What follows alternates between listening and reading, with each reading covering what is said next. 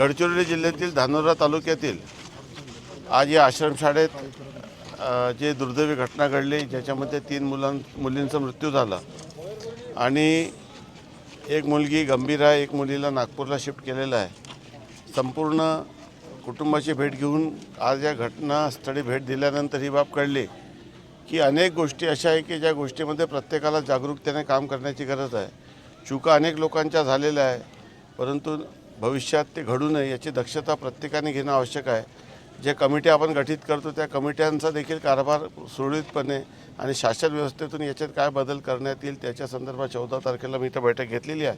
कुटुंबाला आज आम्ही 5 लाखाची मदत करत आहोत आणि 5 लाखाचा प्रस्ताव माननीय मुख्यमंत्री महोदय यांच्या निधीत पाठवत आहोत, तिथून तो मंजूर करण्यात येईल। आणि त्याशिवाय देखील इतर सरकारी योजनेतून त्या कुटुंबाला जी काही मदत करणं शक्य आहे ते निश्चितपणे केली जाईल। 14 तारखेला जिल्हाधिकारी कार्यालयात या सर्व आश्रमशाळेच्या सुधारणेच्या संदर्भामध्ये नवीन SOP आम्ही निश्चित करू आणि लोकांना कळवू।